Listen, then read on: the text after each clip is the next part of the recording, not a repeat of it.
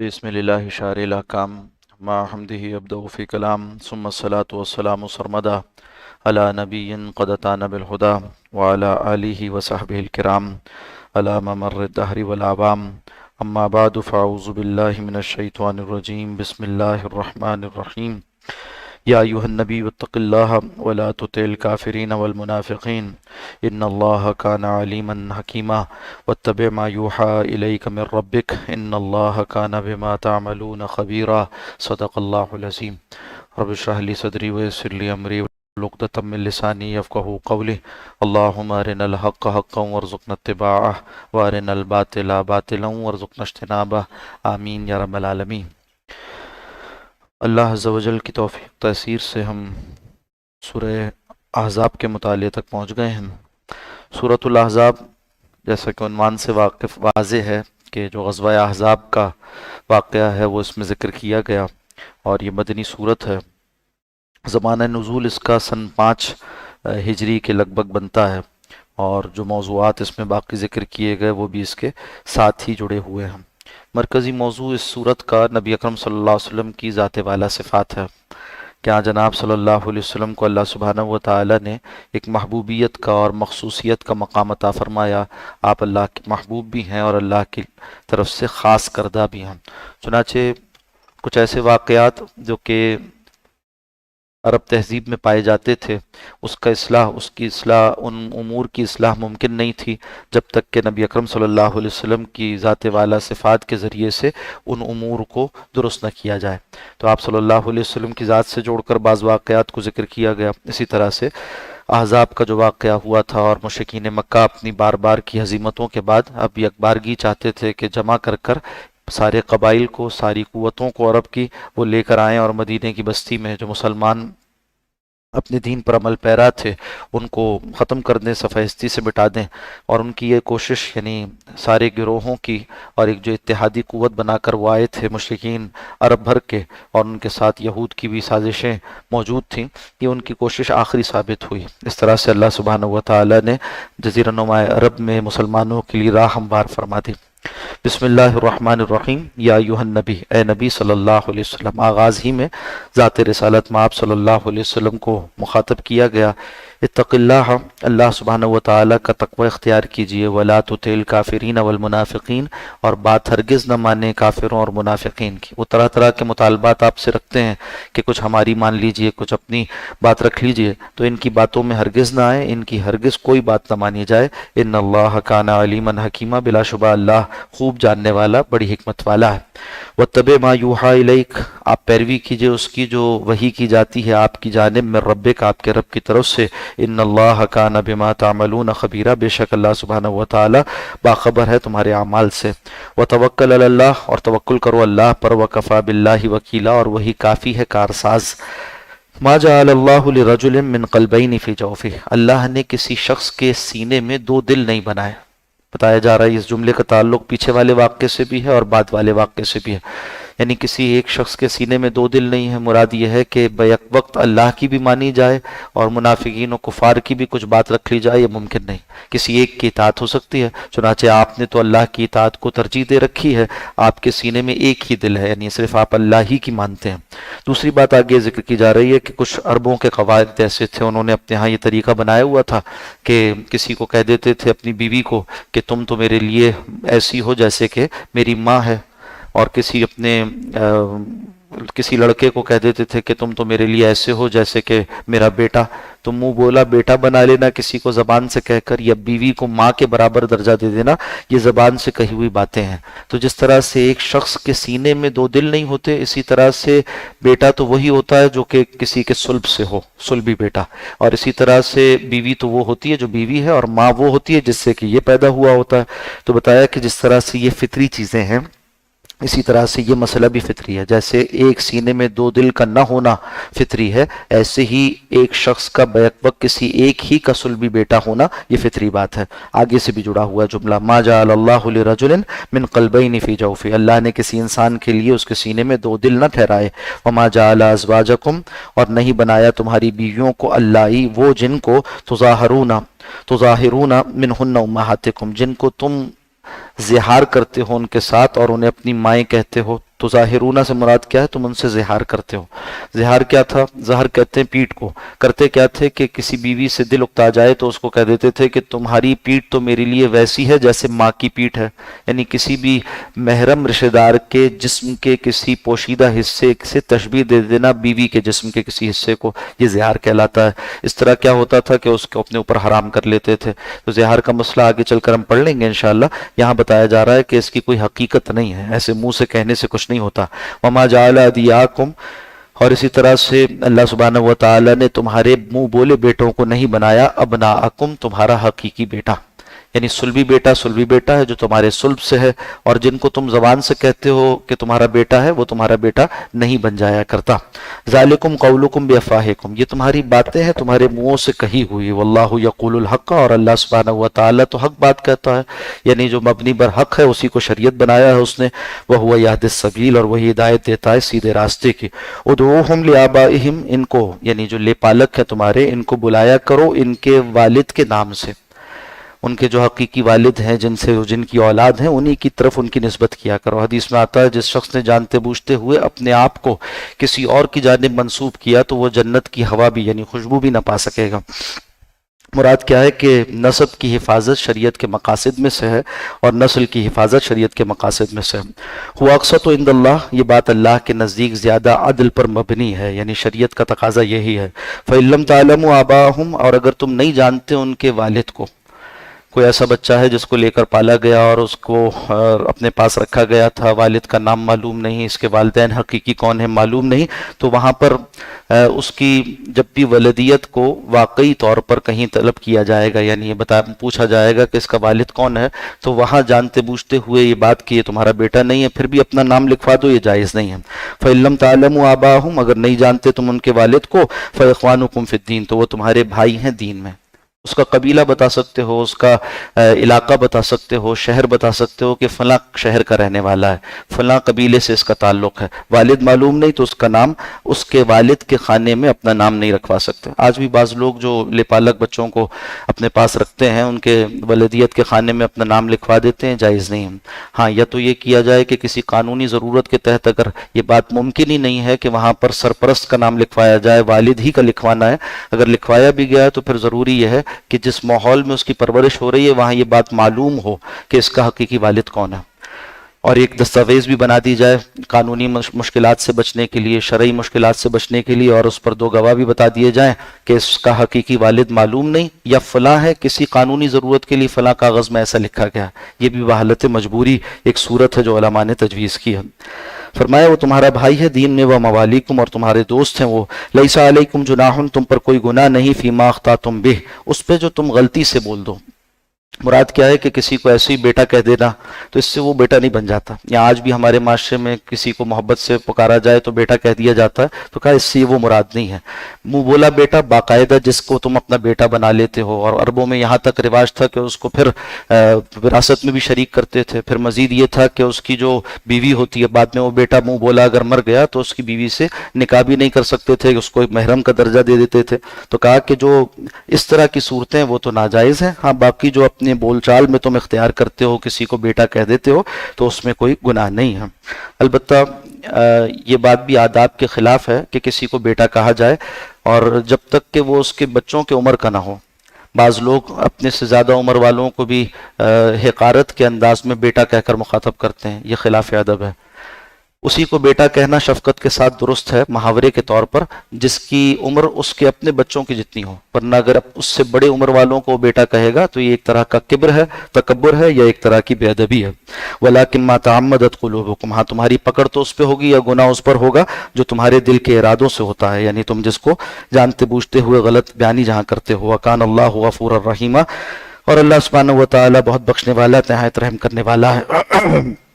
النبی اولا بالمؤمنین من انفسہم، اور نبی صلی اللہ علیہ وسلم تو اہل ایمان کے جیوں پر زیادہ حق رکھتے ہیں ان کی اپنی ذات سے۔ مراد کیا ہے؟ اولا یعنی زیادہ حقدار ہیں. آپ صلی اللہ علیہ وسلم کا حکم تمہارے لیے تمہاری مرضی اور خواہش سے زیادہ ترجیح کا حامل ہے. اور ساتھ ساتھ یہ کہ نبی اکرم صلی اللہ علیہ وسلم نے اس کی شرح بھی فرمایا کہ جس کا کوئی ولی نہیں میں اس کا ولی ہوں. یہاں تک کہ ایک مسلمانوں میں سے کسی کا انتقال ہو جاتا تو آپ فرماتے کہ اگر اس کا کسی کے ذمہ قرض ہے تو وہ مجھ سے طلب کر لے کہ میں اس کا ولی ہوں. اس طرح سے آپ صلی اللہ علیہ وسلم کو ایک ولایت عمومی اہل ایمان کے اوپر حاصل ہے. وازواجہم امہاتہم، اور ازواجہ اور آپ صلی اللہ علیہ وسلم کی ازواج یعنی امہات المومنین، امہاتہم امت کی مائیں ہیں، ان کو روحانی ماں کا درجہ حاصل ہے.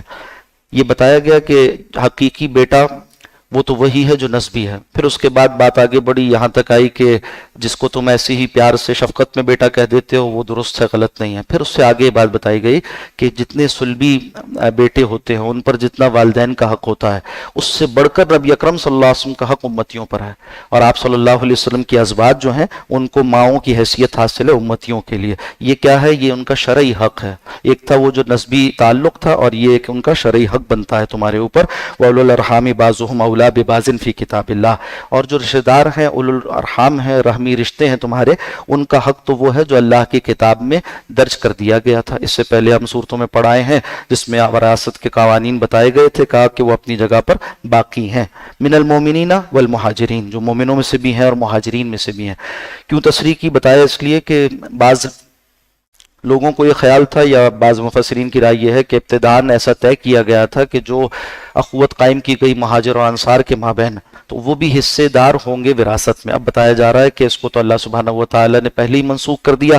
اب اگر تم اپنے مہاجر بھائیوں کو کچھ دینا چاہو، یا مہاجر بھائی وراثت میں سے اپنے انصار بھائی کو کچھ دینا چاہیں، تو اس کی صورت کیا ہوگی؟ الا ان تفعلوا الی اولیاءکم معروفا، کہ تم کچھ کرنا چاہو اپنے اولیاء یعنی اپنی دوستوں کے ساتھ تو کچھ بھلائی کے ساتھ کر سکتے ہو. بھلائی سے کرنا کیا مراد ہے؟ مفسرین کہتے ہیں کہ اس سے مراد ہے ان کے لیے وصیت کر دی جائے 1/3 تک. جو غیر وارث ہے اس کے لیے مال میں 1/3 تک وصیت اب جائز ہے. باقی جو وراثت کے حصے ہیں وہ اسی قاعدے کے موافق ہوں گے جو قانون وراثت میں پڑھے جا چکے. کانا ذالک فی الکتاب مستورا، اور یہی وہ دستور ہے جو اللہ کی کتاب میں لکھا ہوا تھا. یعنی ازل سے اسی طرح طے تھا، وہ تو ایک عارضی ضرورت تھی جس کو وہاں ایڈریس کیا گیا تھا. وَإِذْ أَخَذْنَا مِنَ النَّبِيِّينَ مِيثَاقَهُمْ، اور جب ہم نے لیا نبیوں سے ان کا عہد، وَمِنْكَ، اور اے نبی صلی اللہ علیہ وسلم آپ سے، وَمِن نوح، اور حضرت نوح سے، وَإِبْرَاهِيمَ وَمُوسَىٰ، اور حضرت ابراہیم و موسیٰ سے، وَعِیسیٰ ابن مریم، اور حضرت عیسیٰ ابن مریم سے بھی عہد لیا تھا. وَأَخَذْنَا مِنْهُم مِيثَاقًا غَلِيظًا، اور ہم نے ان سب سے پختہ عہد لیا تھا. اس سے پہلے بھی ہم پڑھائے ہیں. اور کیا عہد تھا وہ؟ کہ وہ اپنے بعد آنے والے انبیاء اکرام علیہ السلام کی خبر بھی دیں گے. یہاں تک کہ تمام انبیاء اکرام علیہ السلام سے عہد لیا گیا تھا کہ وہ رسول اللہ صلی اللہ علیہ وسلم کی پیشگوئی کریں گے، بتلائیں گے اپنی امتیوں کو. لِيَسْأَلَ الصَّادِقِينَ عَنْ صِدْقِهِمْ، تاکہ اللہ پوچھ لے سچوں سے ان کی سچائی کے بابت. وَأَعَدَّ لِلْكَافِرِينَ عَذَابًا أَلِيمًا، اور اللہ نے تیار کر رکھا ہے کافروں کے لیے دردناک عذاب. یا ایھا الذین آمنوا اذکروا نعمت اللہ علیکم، اے لوگوں جو ایمان لائے ہو یاد کرو اللہ کے اس احسان کو جو اس نے تم پر کیا. اذ جاءتکم جنود، جب آ گئے تھے تم پر کئی لشکر. جنود جمع ہے، کئی لشکر آئے تھے. اور یہ کیا واقعہ ہوا؟ وہی جس کا احزاب کے طور پر ذکر کیا گیا تھا. غزوہ احزاب پیش آئی سن 5 ہجری میں، اور اس میں بنو قریظہ، بنو نذیر والے جو تھے ان کے ایک خاص ان کا ایک آدمی جو ابو عامر راہب کے نام سے معروف تھا، اس نے ایک مہم چلائی. مختلف قبائل میں گیا، جا کے ہر ایک کو بھڑکاتے ہوئے لے کر آیا. اس طرح سے 12,000 کی ایک فوج تھی جو جمع ہو گئی یہودیوں کی کوششوں سے، اور اسی طرح سے جو مسلمانوں کے دشمن تھے صفوں میں موجود منافقین، ان کی ساز باز کے ساتھ. اب یہ جو 12,000 کا لشکر تھا یہ مسلمانوں کے لیے ایک چھوٹی سی بستی مدینہ میں رہنے والے ان کے لیے مشکلات کا باعث تھا. آ کر اس نے پڑاؤ ڈالا. رسول اللہ صلی اللہ علیہ وسلم نے مشورہ کیا صحابہ اکرام سے، اور رائے یہ بنی حضرت سلمان فارسی رضی اللہ تعالیٰ عنہ کے مشورے پر کہ ایک خندق کھودی جائے گی. چنانچہ مدینہ کے شمال کی جانب ایک خندق کھودی گئی اور اس کے ذریعے سے مدینہ منورہ کا دفاع کیا گیا. 1 مہینے تک یہ پڑاؤ رہا اور مشرکین عرب جمع ہو کر آئے مسلمانوں کے بالمقابل، مگر اللہ سبحانہ و تعالیٰ نے ان مشرکین کو ہزیمت سے دوچار کیا، ان کو ناکام خائب خاسر واپس لوٹایا. 1 مہینے کی اس محاصرے یا کہیے کہ پڑاؤ ڈالنے کے باوجود ان کو اپنے مقاصد حاصل نہ ہوئے. آخر میں موزانہ طور پر ایک زوردار آندھی آئی جس نے ان کے سارے کیمپ بھی اڑا دیے، ان کی ہانڈیاں بھی الٹ گئیں، ان کی آنکھوں میں بھی پتھر جایا کرتے تھے، ان کے جانور بھی رسیاں توڑا کر بھاگ گئے، یہاں تک کہ ایک افراتفری کا عالم تھا، اس میں انہوں نے فیصلہ کیا کہ واپس جاتے ہیں۔ جب وہ واپس چلے گئے تو رسول اللہ صلی اللہ علیہ وسلم نے بشارت دی کہ یہ آخری موقع تھا کہ یہ لوگ تمہارے خلاف چڑھ کر آئے تھے، اب مسلمان ہیں جو پیش قدمی کریں گے۔ فتح مکہ کے لیے راہ ہموار ہو گئی تھی۔ اس طرح سے سارے واقعات پر ان آیات میں تبصرہ کیا گیا۔ اس کے ساتھ جڑے ہوئے کچھ غزوات مزید ہیں۔ قریظہ والوں نے چونکہ بدعہدی کی تھی، تو جیسے ہی یہ احزاب کا موقع مکمل ہوا، آپ صلی اللہ علیہ وسلم نے ان کی طرف پیش قدمی کی، اپنے مقام پر ذکر آ جائے گا۔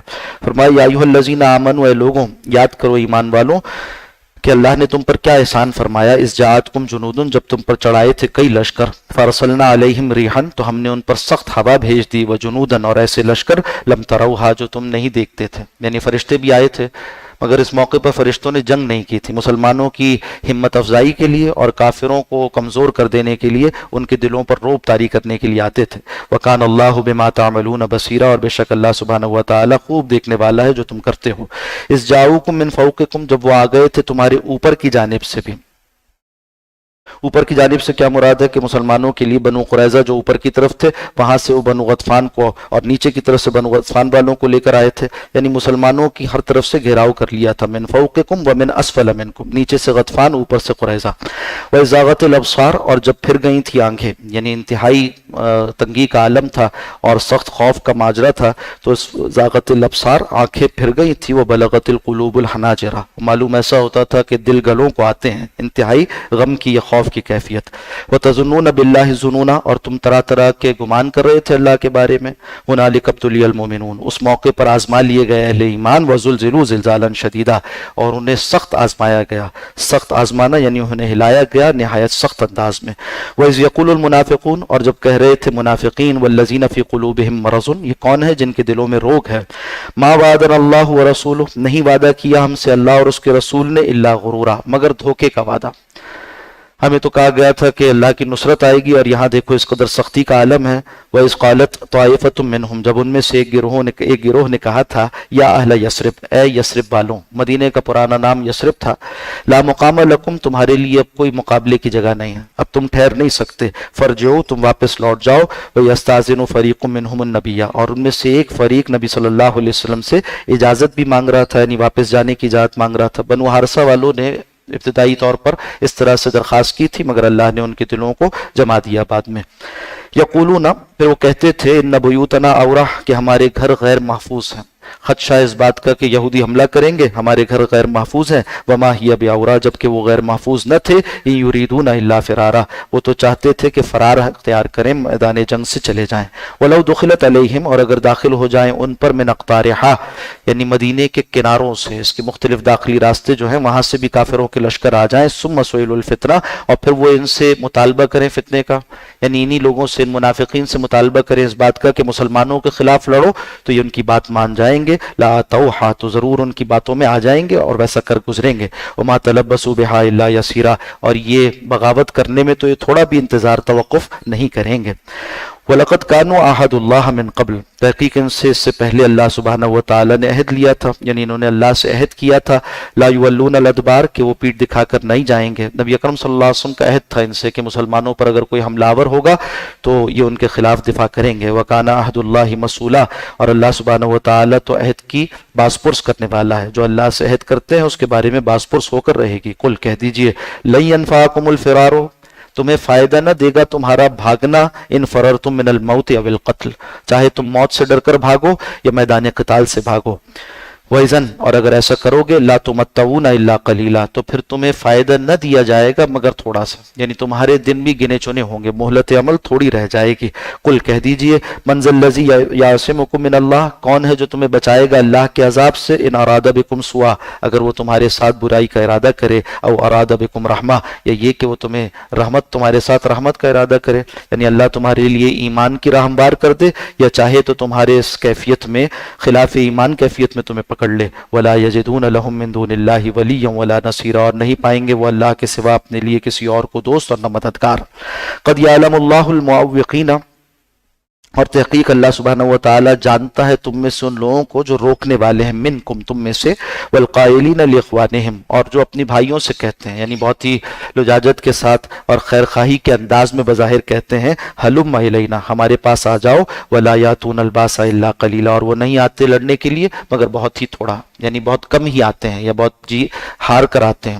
کیفیت کیا تھی؟ ایک منافق اپنے گھر میں بیٹھا ہوا تھا، اپنے ناز و نام میں تھا، اپنے کھانوں میں مشغول تھا طرح طرح کے، اور ایک صادق الایمان صحابی جا رہے تھے کہ میں خندق کے موقع پر اپنی ڈیوٹی انجام دوں، تو اس نے کہا کہ کیوں جاتے ہو وہاں، میرے پاس آ جاؤ، دیکھو وہاں تو اتنی تنگی ہے، کچھ کھانے کو بھی دستیاب نہیں، خوف کا عالم ہے، ہر وقت جو ہے وہ تیر اندازی کا اور پتھراؤ کا اندیشہ رہتا ہے، کہیں ایسا نہ ہو تم اس میں ملوث ہو جاؤ، وہاں کام آ جاؤ، ایسا کرو میرے پاس رک جاؤ۔ تو اس کا پردہ چاک کیا گیا اور دکھایا گیا کہ کس طرح سے خیر خواہی کے انداز میں یہ اہل ایمان کو ورغلانے کی منافقین کوشش کرتے ہیں۔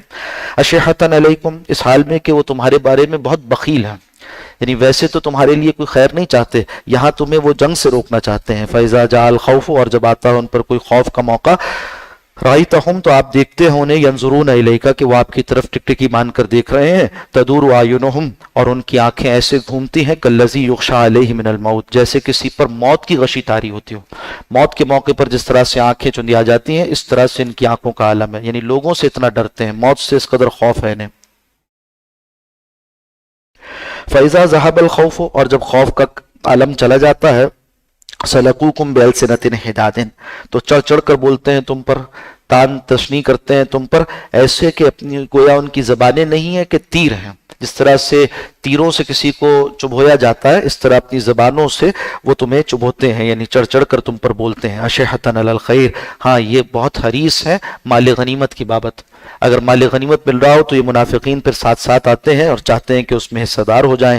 اولئک لم یؤمنوا، یہ وہ لوگ ہیں جو ایمان ہی نہ لائے، یعنی حقیقی ایمان وہ جو اللہ کے ہاں معتبر ہو وہ ان کے پاس پایا نہیں جاتا۔ فَأَحْبَطَ اللَّهُ أَعْمَالَهُمْ چنانچہ اللہ سبحانہ و تعالی نے ضائع کر دیے ان کے اعمال، وَكَانَ ذَلِكَ عَلَى اللَّهِ يَسِيرًا اور یہ اللہ پر بہت آسان ہے۔ يَحْسَبُونَ الْأَحْزَابَ لَمْ يَذْهَبُوا وہ گمان کرتے ہیں کہ لشکر ابھی تک نہیں لوٹے، جو مشرکین آئے تھے جتھا بنا کر طرح طرح کے لشکروں کو جمع کر کر یہ سمجھتے ہیں کہ وہ اب تک نہیں گئے، جو منافقین اندر رہ گئے تھے آئے نہیں، انہیں جب یہ خبر ملی کہ اس طرح سے ایک روز صبح سارے وہ لشکر لوٹ گئے اور مسلمان فتح یاب ہو گئے، وہ سمجھتے تھے کہ مدینے کی گلیوں میں خون خرابہ ہوگا، مگر جب انہیں یہ خبر ملی کہ مسلمان فتح یاب ہو گئے تو انہیں یقین نہ آتا تھا۔ آج بھی آپ دیکھیں گے کہ اسی طرح کا عالم ہوتا ہے ان لوگوں کا جن کو دنیاوی طاقتوں کا اور مادی اسباب کا ایک غلبہ ان کے ذہن پر ہے، مسلمانوں کو اللہ سبحانہ و تعالیٰ ان کی بے سر و سامانی کے باوجود اگر فتح دے دے تو انہیں یقین نہیں آتا، طرح طرح کی اس میں باتیں کرتے ہیں کہ نہیں ایسا ہوا ہوگا اور یہ کوئی ادر کھاتے بات ہو گئی ہے، یعنی مسلمانوں کی فتح کا یقین کرنا ان کے لیے مشکل ہے، مادیت کا اتنا غلبہ ہے۔ یحسبون الاحزاب لم یذهبوا سمجھتے ہیں کہ لشکر ابھی تک نہیں لوٹے، وہیں یات الاحزاب اور اگر آ جائیں لشکر یودوا تو یہ خواہش کریں گے لو انہم بادون فی الاعراب کہ یہ ہوتے باہر کی بستیوں میں رہنے والے، یعنی جہاں جنگ ہے وہاں نہ ہوتے ہیں، یہ رہتے کہیں مدینے سے باہر دیہاتوں میں، یسألون عن انبائکم اور وہاں رہتے ہو تمہارے بابت پوچھتے رہتے، تمہاری خبریں معلوم کرتے رہتے، عالم یہ ہے خود شریک تو نہیں ہوتے اور تمہارے بارے میں خبریں معلوم کرتے رہتے ہیں۔ وَلَوْ كَانُوا فِيكُمْ اگر وہ ہوتے تمہارے ساتھ یعنی آ جاتے لڑنے پر، مَا قَاتَلُوا إِلَّا قَلِيلًا تو وہ لڑتے نہیں مگر بہت تھوڑا۔ لَقَدْ كَانَ لَكُمْ فِي رَسُولِ اللَّهِ أُسْوَةٌ حَسَنَةٌ تحقیق رسول اللہ صلی اللہ علیہ وسلم کی ذات والا صفات میں تمہارے لیے بہترین نمونہ ہے، اسوہ کہتے ہیں قدوہ کو، نمونے کو جسے سامنے رکھ کر کسی دوسری چیز کو بنایا جائے، تو فرمایا آپ صلی اللہ علیہ وسلم کی ذات والا صفات میں ہر مسلمان کو اپنی شخصیت بنانے کے لیے ایک نمونہ دے دیا گیا، آپ کی شخصیت و کردار کو، آپ کے شمائل عالیہ کو، آپ کے صفات عالیہ کو دیکھ کر اپنی شخصیت کو بنانے کی کوشش کرے، اپنے اعمال کو بھی ویسا کرے، اپنے عقائد کو بھی ویسا کرے، اپنی ترجیحات کو بھی ویسا کرے، اپنے باطن کو بھی اسی طرح ڈھال لے اور اپنے ظاہر کو بھی اس کے موافق بنا لے، یہ ہے آپ صلی اللہ علیہ وسلم کا اسوہ ہونا۔ فرمایا گیا اے مومنو تمہارے لیے رسول اللہ صلی اللہ علیہ وسلم کی ذات میں خاص نمونہ ہے۔ سورت کا موضوع کیا ہے؟ مخصوصیت نبی صلی اللہ علیہ وسلم، خاصیت نبی صلی اللہ علیہ وسلم، تو بتایا گیا کہ تو تمہارے لیے اسوہ بنائے گئے ہیں۔ لمن کان یرجو اللہ، اب اس اسوے سے فائدہ کون اٹھاتے ہیں؟ جو امید رکھتے ہیں اللہ سے ملاقات کی، والیوم الآخر، آخرت کے دن کی، یعنی وہاں اجر چاہنے والے وہی دنیا میں رسول اللہ صلی اللہ علیہ وسلم کی ذات کو اسوہ بناتے ہیں۔ ایسی بات ہے کہ یہاں آپ کے طریقوں کو اختیار کرنا، اس میں بہت کچھ دنیا روٹ جاتی ہے۔ جب نبی اکرم صلی اللہ علیہ وسلم کی سیرت کے موافق سیرت اپنائیں گے، آپ صلی اللہ علیہ وسلم کی صورت کے موافق صورت بنائیں گے، تو بہت سے مفادات دنیا کے وہ روٹ جائیں گے، چھوٹ جائیں گے۔ تو اس کون اسے گوارا کرے گا؟ وہ گوارا کرے گا جس کا ایمان آخرت پر ہو، جو چاہتا ہو کہ میری آخرت اصلاً بن جائے۔ جو دنیا کو ترجیح دینے والا ہے، اس کے لیے پھر یہ یعنی سنت پر عمل کرنا اور آپ کی سیرت پر عمل کرنا ایک مشکل مرحلہ ہے، مشکل ہو جایا کرتا ہے۔ تو فرمایا کہ جو ملاقات کے امیدوار ہیں، یعنی اللہ سے محبت رکھتے ہیں اور آخرت میں اجر چاہتے ہیں، وذکر اللہ کثیرا، اور وہ یاد کرتے ہیں اللہ کو کثرت کے ساتھ۔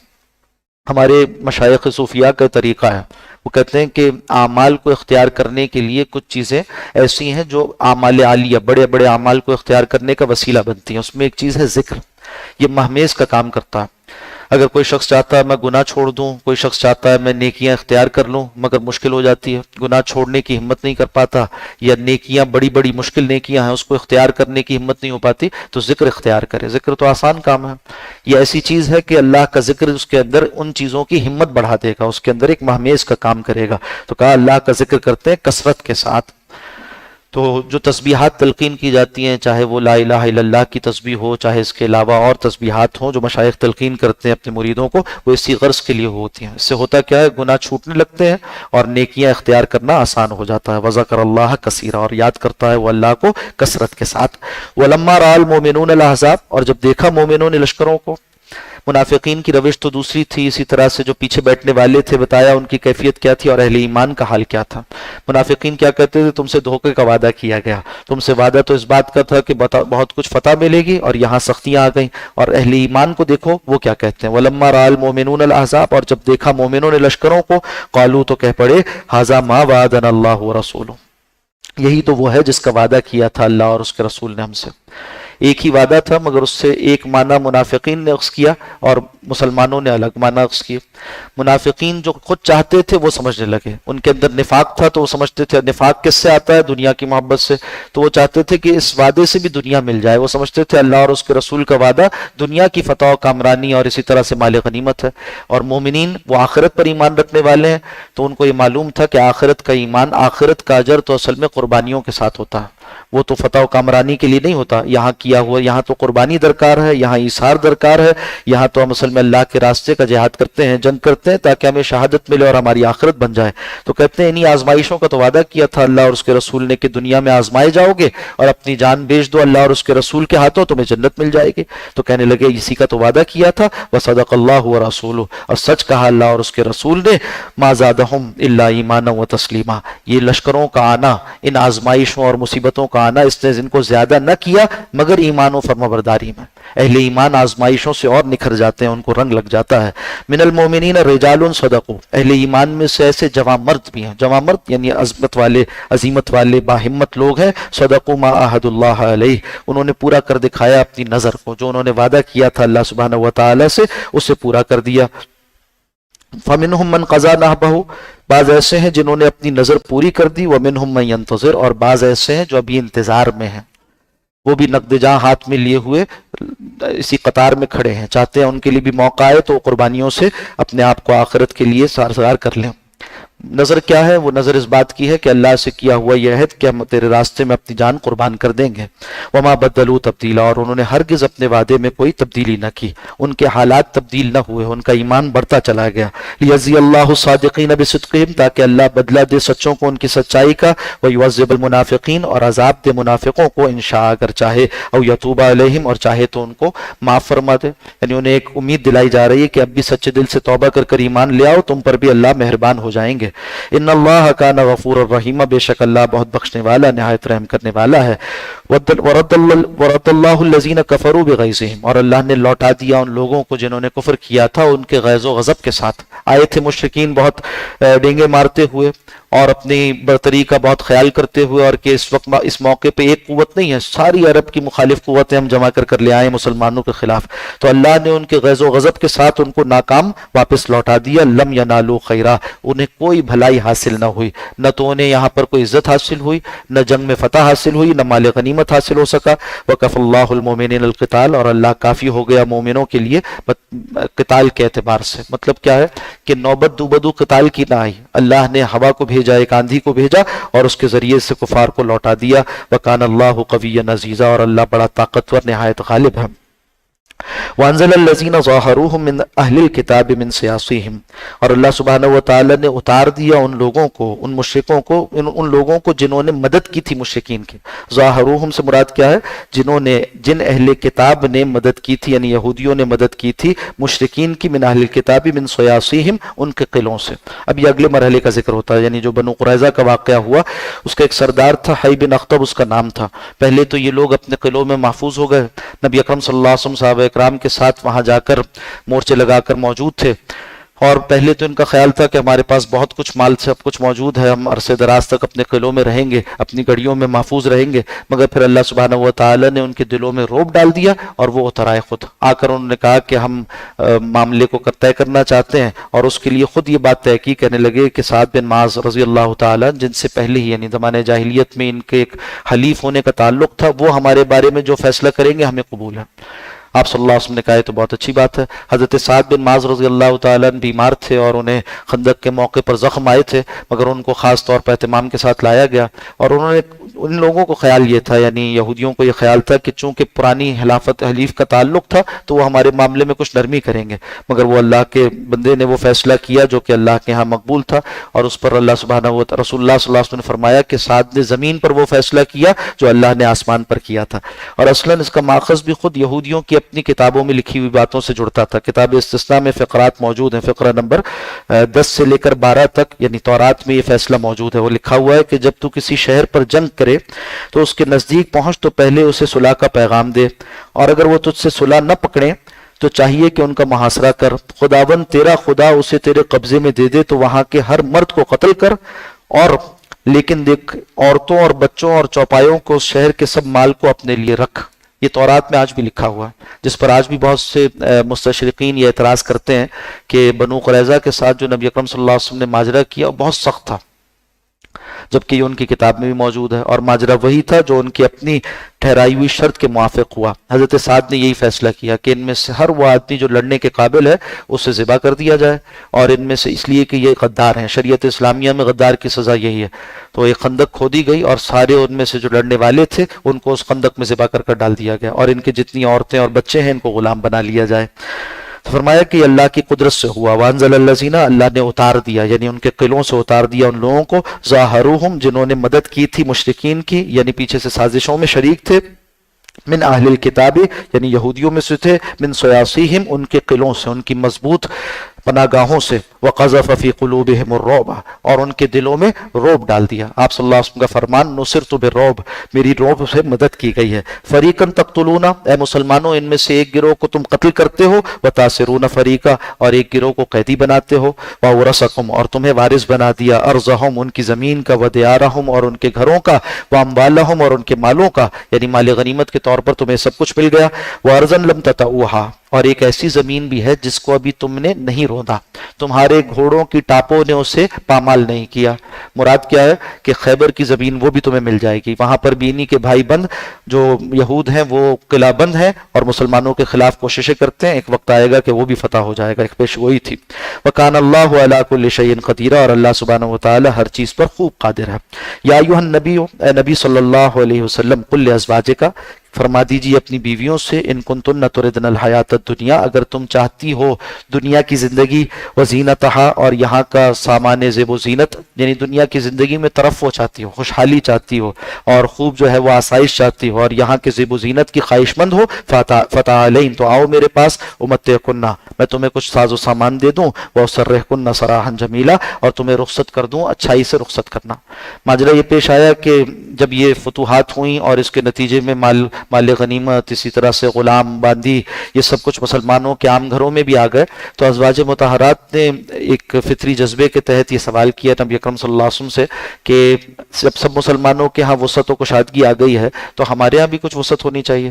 اور یہ بھی کہا ساتھ ساتھ کہ قیصر و کسریٰ جو بادشاہان ہیں وہاں کے روم اور ایران کے، ان کی عورتیں تو بہت کچھ زیورات بھی استعمال کرتی ہیں اور ان کا سج دھج بہت کچھ ہوتا ہے، تو ہم آپ صلی اللہ علیہ وسلم کو ایک طرح سے عرب کے بے تاج بادشاہ کی حیثیت حاصل ہے، تو ہم آپ کی گھر والیاں ہیں، ہمارے لیے بھی کچھ اس طرح کا سامان زیب و زینت ہونا چاہیے۔ نبی اکرم صلی اللہ علیہ وسلم کو یہ بات بالکل اچھی نہ لگی، اور یہ ازواج مطہرات کے بلند مقام مرتبے سے کمتر بات تھی، تو آپ صلی اللہ علیہ وسلم نے ان سے ایلا فرما لیا۔ بعض مفسرین کہتے ہیں کہ ایلا فرمایا جو ایلا شرعی کی صورت ہے، اور جس کا تذکرہ اس سے پہلے بھی پڑھا، ہم نے آگے ہی پڑھ لیں گے، اور بعض نے کہا کہ نہیں، صرف آپ نے ایک طرح سے دوری اختیار کی تھی اور مسجد میں جا کر قیام فرما لیا تھا۔ جب یہ آیات نازل ہوئیں تو اس میں اختیار دے دیا گیا کہ چاہیں تو ان کو بلائیں اور ان کو سامان دنیا دے کر، یعنی جس طرح جو متعت الطلاق ہوتا ہے وہ کچھ دے کر ان کو رخصت کر دیا جائے، اور دوسرا اختیار یہ تھا وَإِن كُنتُنَّ تُرِدْنَ اللَّهَ، اگر تم چاہتی ہو اللہ کو اور اس کے رسول کو، وَالدَّارَ الْآخِرَةَ، اور آخرت کے گھر کو ترجیح دیتی ہو، فَإِنَّ اللَّهَ أَعَدَّ محسنات منکن اجرن عظیما، تو اللہ سبحانہ و تعالی نے تم جیسی نیک باز پاک سیرت عورتوں کے لیے تو بڑا اجر رکھا ہوا ہے۔ یا نساء النبی، اے نبی کی بیویوں، من یاتی منکن بفاحشۃ مبینۃ، تم میں سے کوئی اگر بری حرکت کرے، یضاعف لها العذاب، تو اس کے لیے عذاب کو بڑھا دیا جائے گا، ضعفین، دوہرا کر دیا جائے گا، وکان ذلک علی اللہ یسیرا، اللہ سبحانہ و تعالی کے لیے تو یہ بات بہت آسان ہے۔ قاعدہ یہ ہے کہ جن کے مراتب بلند ہوتے ہیں، ان کے درجات اللہ سبحانہ و تعالی نے بلند کیے ہوتے ہیں، ان کو خاص مقام مرتبہ عطا کیا ہوتا ہے، اگر وہ اس مقام کے سے کمتر کسی بات کے خواہش مند ہو جائیں تو یہ بات بھی ایک درجے میں گناہ شمار ہو جاتی ہے۔ تو اس اعتبار سے کسی ناجائز چیز کا مطالبہ نہیں کیا تھا، مگر مطالبہ اس بات کا تھا جو ان کے مقام و مرتبے سے کمتر تھا، تو یہ اختیار دیا گیا۔ حضرت رسول اللہ صلی اللہ علیہ وسلم نے بلایا ازواج مطہرات کو اور ان کو بتایا کہ اللہ نے یہ اختیار دیا ہے، اگر تم چاہتی ہو تو اسی سادگی کے ساتھ جس طرح تمہیں رکھا ہوا ہے اسی سادگی کے ساتھ دن گزارو، اور اگر چاہتی ہو دنیا کا مال و اموال تو تمہیں دے کر رخصت کر دیا جائے گا۔ تمام ازواج مطہرات نے اس پر ایک ہی بات کی، اور وہ یہ تھی کہ ہم اللہ اور اس کے رسول کو اختیار کرتے ہیں اور ہم آپ ہی کے ساتھ رہنا چاہتے ہیں، جیسا کہ ان کا بلند مقام مرتبہ تھا۔ چنانچہ اسی طرح سے ہوا، ایک تنبیہ ہو گئی، اور اس میں یہ بتا دیا گیا کہ قربانی اس راستے کی، اللہ والوں کو قربانی دینی پڑتی ہے، ان کو ایک نمونہ بنایا جاتا ہے، ایک مثال بنایا جاتا ہے۔ وَكَانَ ذَلِكَ عَلَى اللَّهِ يَسِيرًا، اور یہ بات تو اللہ سبحانہ و تعالیٰ پر بہت آسان ہے۔ وَمَن يَقْنُتْ مِنكُنَّ، اور جو کوئی تم میں سے فرمانبرداری اختیار کرے، للہ ورسولہ، اللہ اور اس کے رسول کے لیے، وَتَعْمَلْ صَالِحًا، اور نیک اعمال کرے، نُؤْتِهَا أَجْرَهَا، تو اسے دیا جائے گا اس کا اجر مرتين، دو مرتبہ دگنا اجر ملے گا۔ یعنی دونوں طرف کی یہ بات ہے کہ اگر کوئی گناہ ہوگا تو اس کا گناہ بھی بڑھ جائے گا، اور دوسرا تو اچھائی کرو گے تو تمہارا اجر بھی زیادہ ہے۔ وَأَعْتَدْنَا لَهَا رِزْقًا كَرِيمًا، اور ہم نے ان کے لیے باعزت رزق تیار کر رکھا ہے، یعنی جنت کا اجر اس کے علاوہ ہے۔ یا نساء النبی، اے نبی کی بیویوں، لستن کاحد من النساء، تم عام عورتوں کی مانند نہیں ہو، ان اتقیتن، اگر تم تقوی اختیار کرو، فلا تخضعن بالقول، تو دیکھو اپنی باتوں میں، اپنی زبان میں، اپنی گفتگو میں نزاکت اختیار نہ کرو، پھیکی طرح بات کرنی چاہیے، سادی بات کرنی چاہیے، پھیکے لہجے میں بات کرنی چاہیے۔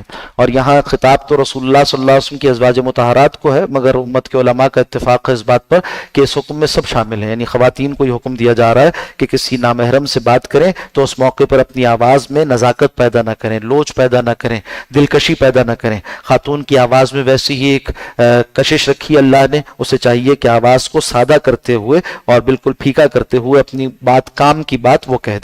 ان اتقیتن، اگر تم تقوی اختیار کرو، فلا تخضعن بالقول، تو بات میں نزاکت نہ پیدا کرو، فیطمع الذی، کہیں ایسا نہ ہو، مبادا وہ شخص، فی قلبہ مرض، کہ جس کے دل میں روگ ہے، وہ کوئی امید باندھ بیٹھے، کسی کو کوئی برا خیال آ جائے، جس کے دل میں کوئی روگ حوث ہے، وہ تمہارے بارے میں کوئی برا خیال باندھے۔ وقلنا قولا معروفا، اور بات کہو معقول، یعنی جو کام کی بات ہے بس وہیں تک کی جائے، زیادہ تفصیل نہ کی جائے۔ وقرن فی بیوتکن، اسی طرح سے یہ حکم بھی عام ہے، اگرچہ خطاب خاص ہے، خطاب تو ازواج مطہرات سے ہے، مگر اس کا حکم تمام خواتین کو دیا گیا، ان کے لیے دائرہ کار متعین کر دیا گیا۔ فرمایا وقرنا، قرار پکڑو، ٹک کر رہو، فی بیوتکن، اپنے گھروں میں، ولا تبرجنا، اور دیکھو زیب و زینت اختیار کر کر نہ نکلو، تبرج الجاہلیت الاولی، جیسے کہ جاہلیت اولی میں لوگ نکلا کرتے تھے۔ جاہلیت اولیٰ سے کیا مراد ہے؟ ما قبل اسلام کا جو زمانہ ہے اسے جاہلیت کہتے ہیں، اور اولیٰ کہہ کر یہ بتلا دیا کہ ایک آخر بھی ہوگی یا اخری بھی ہوگی، کہ ایک جاہلیت وہ تھی اور ایک جاہلیت وہ ہے جسے آج ہم دیکھ رہے ہیں۔ جاہلیت کا مطلب یہ ہے ایسا معاشرہ، ایسا رویہ، ایسے نظریات جو شریعت اسلامیہ سے ماخوذ نہ ہوں۔ جاہلیت کے رہنے والے، ان کے پاس اپنے علوم، فنون، نظریات، عقائد سب کچھ تھے، مگر وہ وحی کے موافق نہیں تھے، تو اسے جاہلیت سے تعبیر کیا۔ یہ جذبات سے مغلوب ہو کر یا ناواقفیت کی بنیاد پر اخذ کیے جاتے ہیں، اور شریعت اسلامیہ سے جو اخذ کیے جائیں یعنی وحی کے موافق جو ہوتے ہیں وہ ہدایت پر مبنی ہوا کرتے ہیں۔ تو کہا کہ پچھلے زمانے تم نے تو اس زمانے کو چھوڑ دیا، اسلام کا زمانہ آ گیا، ہدایت اسلام آنے کے بعد پچھلے زمانے کا طریقہ اختیار کرو، یہ جائز نہیں ہے۔ تبرج الجاہلیت الاولی واقمنا الصلاۃ، اور نماز قائم کرو، واتینا الزکاۃ، اور زکوٰۃ ادا کرو، واتینا اللہ ورسولہ، اور اطاعت کرو اللہ اور اس کے رسول کی، انما یرید اللہ، بے شک اللہ تو یہ چاہتا ہے، لیذھب عنکم الرجس اہل البیت، کہ تم سے ہر قسم کی ناپاکی کو دور کر دے اے اہل بیت نبوت، نبی اکرم صلی اللہ علیہ وسلم کی گھر والیوں، تمہارے لیے اللہ سبحانہ و تعالی نے بڑا مقام رکھا ہے، تم سے ہر گندگی کو دور کرنا چاہتا ہے، یعنی یہ کہ تمہیں بھی اسوہ بنانا چاہتا ہے، جیسے نبی اکرم صلی اللہ علیہ وسلم کو اسوہ بنایا امت کے مردوں کے لیے، ایسے ہی ازواج مطہرات کو امت کی خواتین کے لیے اسوہ بنانا چاہتا ہے۔ تو ہاں فرق یہ ضرور ہے کہ آپ صلی اللہ علیہ وسلم معصوم ہیں، اور آپ کے ازواج ہوں یا اصحاب ہوں وہ محفوظ ہیں، معصوم نہیں ہے، محفوظ ہیں، ان کو محفوظ کر دیا اللہ سبحانہ و تعالی نے دین کے معاملے میں، مامون ہے دین کے معاملے میں، کہ ان پر امن کیا گیا، ان پر اعتماد کر کر ان سے دین لیا جائے گا، وہ دین کے معاملے میں قابل اعتماد ہیں۔ فرمایا کہ چاہتا ہے کہ تمہیں پاک کر دے، وَيُطَهِّرَكُمْ تَطْهِيرًا، اور تمہیں پاک کر دے بالکل اچھی طرح پاک کرنا۔ اس حکم میں جہاں آپ کی ازواج مطہرات داخل ہیں، قرآن حکیم کے الفاظ سے ہی ظاہر ہے یہ بات، وہیں آپ صلی اللہ علیہ وسلم کی اولاد میں سے، ذریت صلبی میں سے حضرت فاطمہ زہرا رضی اللہ تعالی عنہ، اور ان کے ساتھ حضرت علی اور ان کے بچے یعنی حضرت حسن و حسین رضی اللہ تعالی عنہما، وہ بھی شامل ہیں۔ ایک حدیث کی روشنی میں توصیاً ان کو بھی آپ صلی اللہ علیہ وسلم نے اس میں شامل فرمایا۔ وَاذْكُرْنَ مَا يُتْلَىٰ فِي بُيُوتِكُنَّ، اور اے ازواج نبی صلی اللہ علیہ وسلم تمہیں چاہیے کہ اچھی طرح سے یاد رکھو ان کو، اور یاد کرو ان چیزوں کو جو پڑھی جاتی ہیں تمہارے گھر میں۔ کیا ہے وہ؟ قرآن و سنت کی تعلیمات ہے، وہی نازل ہوتی ہے تمہارے گھر میں، اور صاحب وحی رسول اللہ صلی اللہ علیہ وسلم، ان کے اعمال، ان کے تعاملات وہ تمہارے سامنے ہیں۔ تو گھر کی تعلیمات کے لیے تم سے سب کچھ اخذ کیا جائے گا آنے والے زمانوں میں، اور گھر کی ان تعلیمات کے لیے آپ صلی اللہ علیہ وسلم کا اسوہ کیا تھا، وہ سب کچھ آپ صلی اللہ علیہ وسلم کے ازواج ہی سے آج حدیث کی کتابوں میں منقول ہے۔ من آیات اللہ، اللہ کی آیات میں سے، والحکمہ، اور حدیث میں سے، ان اللہ کان لطیفا خبیرا، اور بے شک اللہ سبحانہ و تعالی نہایت باریک بین، بڑا باخبر ہے۔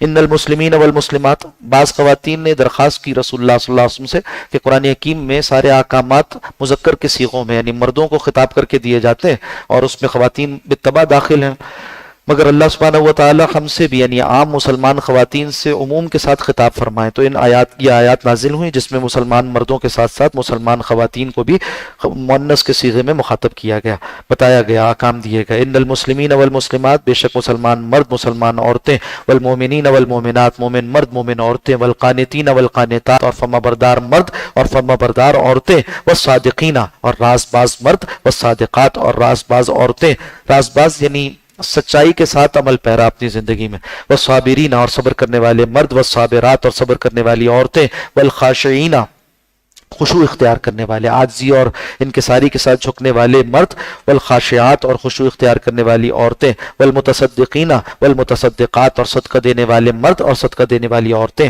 یا نیک اعمال کرنے والے مرد اور نیک اعمال کرنے والی عورتیں، والصائمین، اور روزہ دار مرد، والصائمات، اور روزہ دار عورتیں، والحافظین فروجہم، اور حفاظت کرنے والے اپنے شرمگاہوں کی مرد، والحافظات، اور حفاظت کرنے والیاں اپنے شرمگاہوں کی، والذاکرین اللہ، اور ذکر کرنے والے مرد اللہ سبحانہ و تعالیٰ کا کثیرہ، کثرت کے ساتھ، والذاکرات، اور کثرت کے ساتھ ذکر کرنے والی عورتیں اللہ سبحانہ و تعالیٰ کی، اعد اللہ نے تیار کر رکھا ان کے لیے، لہم مغفرتن، اپنی طرف سے خاص مغفرت کو، واجرا عظیما، بڑے اجر کو، بہت بڑا اجر اللہ نے آخرت میں ان کے لیے تیار کر رکھا ہے۔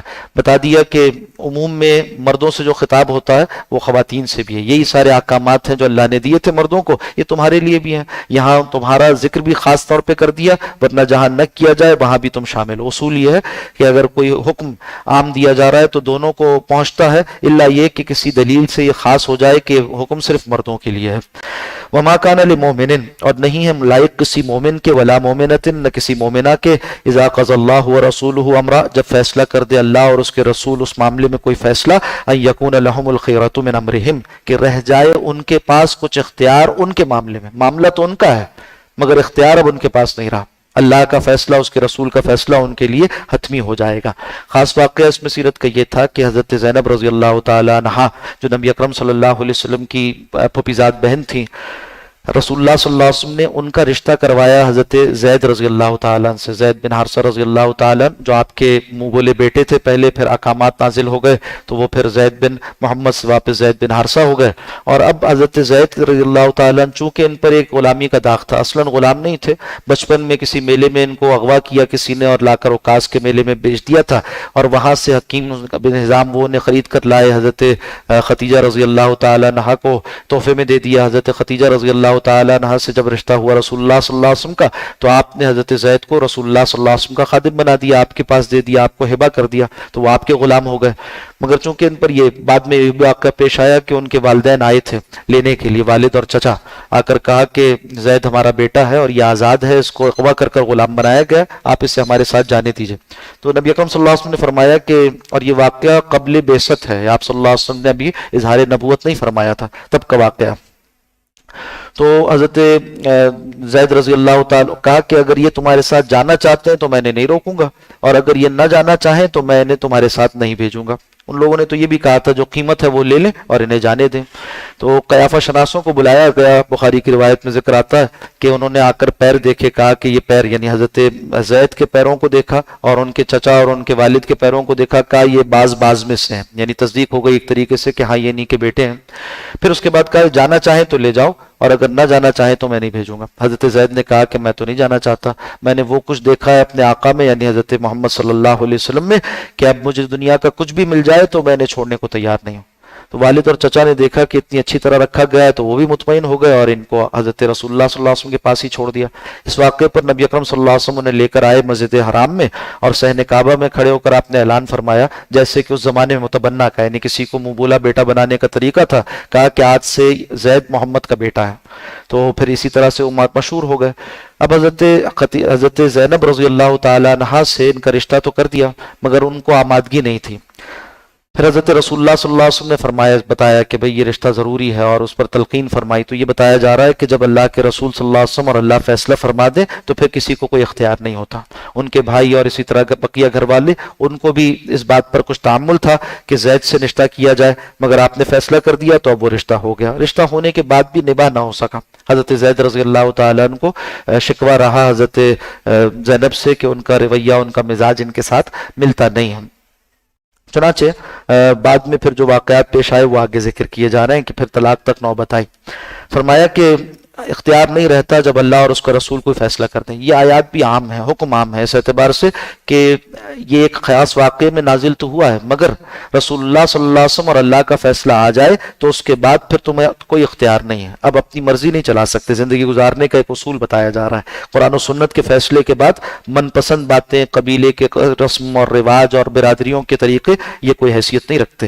وَمَن يَعْصِ اللَّهَ وَرَسُولَهُ، جو کوئی نافرمانی کرے اللہ اور اس کے رسول کی، فَقَدْ ضَلَّ ضَلَالًا مُبِينًا، تو گمراہ ہو گیا واضح گمراہ ہونا۔ وَإِذْ تَقُولُ لِلَّذِي، اور یاد کریں جب آپ فرما رہے تھے اس شخص سے انعم اللہ علیہ، جس پر اللہ نے انعام کیا، یعنی کتنا بڑا انعام کیا کہ انہیں لا کر آپ صلی اللہ علیہ وسلم کی جھولی میں ڈال دیا حضرت زید رضی اللہ تعالیٰ، اور اسلام کی نعمت سے سرفراز کیا۔ وَأَنْعَمْتَ عَلَيْهِ، اور آپ نے بھی ان پر انعام کیا، اللہ نے انعام کیا، توفیق اسلام دے دی، آپ نے ان کو بہت اچھائی کے ساتھ رکھا اور ان کو پھر ایک طرح سے بیٹوں کی طرح سے ان کی پرورش کی، تو یہ ان کے لیے اور انعام ہو گیا آپ کی جناب سے۔ امسک علیک زوجک، آپ انہیں یہ نصیحت کر رہے تھے کہ اپنی بیوی کو اپنے پاس رو کے رکھو، مشورہ کرنے آئے تھے کہ مزاج ملتا نہیں ہے، میں چاہتا ہوں کہ فارغ کر دوں۔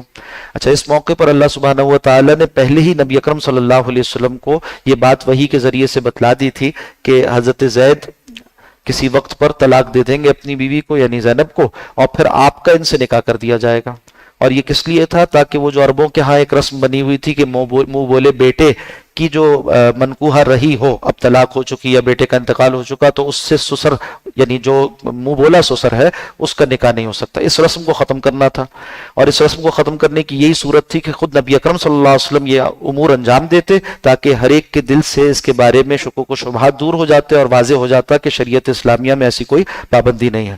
تو آپ کے دل میں یہ بات موجود تھی کہ اللہ نے بتلا دیا تھا کہ طلاق تو ہو کر رہے گی، مگر آپ چاہتے یہ تھے کہ جب تک نباہ ہو سکتا ہے ہوتا رہے، اور معلوم ہوا کہ جب کوئی خاندانی معاملات میں مشورہ کرے تو اس کو یہی نصیحت کرنی چاہیے کہ اسے اپنی بیوی کے ساتھ نباہ کرے، وہ نباہ کرتا رہے جب تک طلاق کی نوبت ناگزیر نہ ہو جائے، اس وقت تک نباہی کی تلقین کی جائے گی۔ امسک علیک زوجک، رو کے رکھو اپنے پاس اپنی بیوی کو، واتق اللہ، اللہ سے ڈرو، وتخفی فی نفسک، اور آپ چھپا رہے تھے اپنے دل میں، ما اللہ مبدیہ، جو اللہ ظاہر کرنے والا تھا۔ کیا بات تھی؟ کہ طلاق تو ہوگی، مستقبل کا ایک علم تھا جو آپ کو پہلے وحی کے ذریعے دے دیا گیا تھا۔ وتخشى الناس، اور آپ لوگوں سے ڈرتے تھے، یعنی مبادہ آپ ڈریں لوگوں سے، واللہ احق ان تخشاہ، اور اللہ زیادہ حقدار ہے اس بات کا کہ آپ اس سے ڈریں۔ فلما قضى زید منها وطرا، اور جب حضرت زید نے زینب سے اپنا معاملہ مکمل کر لیا، مطلب کیا ہے کہ طلاق بھی دے دی بعد میں، اور ساتھ ساتھ یہ کہ ان سے جو عدت تھی وہ بھی پوری ہو گئی، زوجنا کہا، تو ہم نے اے نبی صلی اللہ علیہ وسلم آپ کا نکاح ان سے کر دیا۔ حضرت زینب فرمایا کرتی تھیں کہ بقیہ ازواج کے نکاح تو زمین پر ہوئے، میرا نکاح آسمان پر ہوا، خود اللہ نے کر دیا۔ لِكَيْ لَا يَكُونَ عَلَى الْمُؤْمِنِينَ حَرَجٌ فِي أَزْوَاجِ أَدْعِيَائِهِمْ، تاکہ نہ رہے مومنوں کے اوپر کوئی تنگی ان کے منہ بولے بیٹوں کے بارے میں، یعنی جو عربوں کا پرانا قاعدہ تھا وہ ختم کر دیا جائے، اور آپ کا عمل، رسول اللہ صلی اللہ علیہ وسلم کا عمل، وہ جب سامنے آ جائے گا تو سب کے لیے واضح ہو جائے گا کہ شریعت کا حکم کیا ہے، پھر کوئی اسے اپنے لیے آر نہیں سمجھے گا۔ اذا قضوا منہن وطرا، جب کہ وہ پوری کر لیں اس سے اپنی حاجت یا معاملہ، یعنی یہ کہ جب وہ گزر جائیں، وہ لڑکیاں بیوہ ہو جائیں، یا یہ کہ وہ طلاق دے دیں، اور اس دونوں صورتوں میں عدت گزارنے کے بعد۔ وَكَانَ أَمْرُ اللَّهِ مَفْعُولًا، یہ ایک بات تھی اللہ کی طرف سے جو پوری ہو کر رہنے والی تھی۔ مَا كَانَ عَلَى النَّبِيِّ مِنْ حَرَجٍ، نہیں ہے نبی صلی اللہ علیہ وسلم پر کوئی حرج، فِيمَا فَرَضَ اللَّهُ لَهُ، ان طریقوں کی بابت جو اللہ نے ان کے لیے ٹھہرا دیے ہیں، سنت اللہ فی الذین خلوا، اسی طرح سے اللہ کا دستور رہا ہے ان لوگوں کے بارے میں جو پہلے ہوئے، یعنی پچھلے انبیاء کے ذریعے بھی اللہ سبحانہ و تعالی قوموں کی بعض غلط رسومات کی نفی فرماتے رہے ہیں من قبل، اس سے پہلے۔ وَكَانَ أَمْرُ اللَّهِ قَدْرًا مَقْدُورًا، اور بے شک اللہ کا ایک فیصلہ تھا، ایک طے کی ہوئی بات تھی، تقدیر میں لکھی ہوئی، لوح محفوظ میں لکھی ہوئی، جو پوری ہو کر رہی۔ الذین یبلغون رسالات اللہ، بے شک وہ انبیاء کرام علیہ السلام، وہ لوگ جو اللہ کے پیغامات پہنچاتے ہیں، یعنی اللہ کے پیغام لوگوں تک پہنچاتے ہیں۔ وَيَخْشَوْنَهُ، ان کا حال تو یہ ہوتا ہے کہ وہ صرف انہی سے ڈرتے ہیں، یعنی اللہ ہی سے ڈرتے ہیں۔ وَلَا يَخْشَوْنَ أَحَدًا إِلَّا اللَّهَ، اللہ کے علاوہ کسی سے نہیں ڈرتے، انہیں اس بات کی پرواہ نہیں ہوتی کہ لوگ کیا کہیں گے اور رسم و رواج کا کیا ہوگا، لوگوں کے اپنے طریقے کیا ہیں۔ حق بات جو کچھ اللہ کی رسالت ہے، پیغام ہے، وہ پہنچا دیتے ہیں بے کم و کاست۔ وَكَفَى بِاللَّهِ حَسِيبًا، اور اللہ ہی کافی ہے حساب لینے کو۔ یہاں پر روکتے ہیں، 4 رکعت ادا کریں گے انشاءاللہ، اور اس کے بعد جو ختم نبوت کا مضمون بیان ہوتا ہے اسے پڑھیں گے انشاءاللہ۔ اقول قولی ھذا واستغفر اللہ لی ولکم ولسائر المسلمین۔